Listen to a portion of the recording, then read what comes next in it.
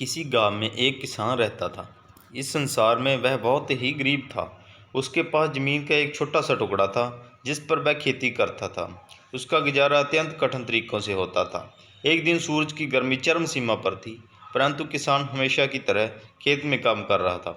पसीने से लथपथ किसान बुआई के लिए खेत जोत रहा था।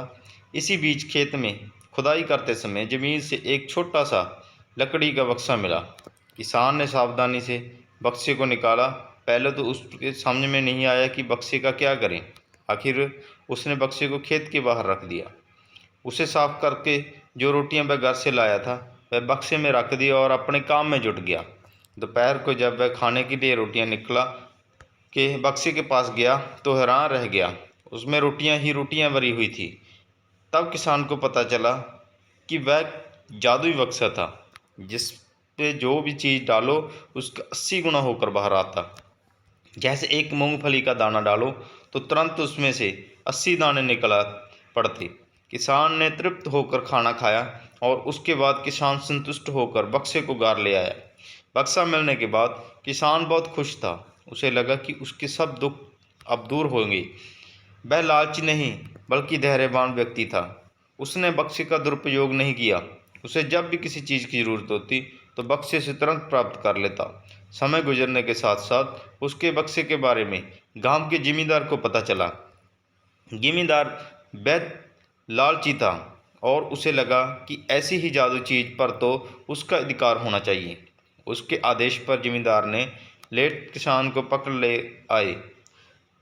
उसने किसान को धमकाकर कहा, बक्सा जिस भूमि से मिला है वह मेरी जमींदारी में आती है, इसीलिए बता उस बक्से पर किसका अधिकार बनता है। किसान बोला, यह ठीक है हुजूर जी कि यह भूमि आपकी जमींदार पर है, पर बक्सा जिस खेत में निकला है उस पर मैं खेती करता हूँ। इस बक्से पर मेरा अधिकार बनता है। किसान गिड़गिड़ाया, लेकिन जमींदार ने बहुत धमकाया। बक्सा पाकर जमींदार बहुत खुश हुआ, मगर किसान का रो रो कर बुरा हाल था। जमींदार की अब चांदी हो गई। वह जो चाहता बक्से में डालता और उसे कई गुना पाकर खुश हो जाता। कुछ लोगों ने जादू बक्से की खबर मंत्री जी के पास पहुंचा दी। पहले तो उसे विश्वास नहीं हुआ, फिर उसने अपने विश्वस्त सेवक को बक्से की सच्चाई परखने के लिए भेजा। वहाँ जो उसने बक्से का जो जादू देखा तो वह मंत्री के पास जाकर सारी सच्चाई बता दी। मंत्री ने जमींदार को बुलाया, फिर उसे डराते हुए कहा, हमें पता चला है कि तुम्हारे पास एक जादुई बक्सा है, उसे तुरंत हमारे हवाले कर दो। इस जादुई बक्से को हाथ में लेते हुए जमींदार की हालत खराब होने लगी। उसने मंत्री जी से बहुत विनती की, पर मंत्री नहीं माना। बक्सा पाकर मंत्री मतवाला हो गया। विरोधियों के लिए अच्छा मौका मिल गया। उन्होंने बक्से के साथ साथ मंत्री के निकम्मेपन की खबर भी राजा तक पहुंचा दी। बक्से की बात सुनकर राजा अधीर हो उठा। वह अपने सेनापति के साथ मंत्री के घर जा पहुंचा।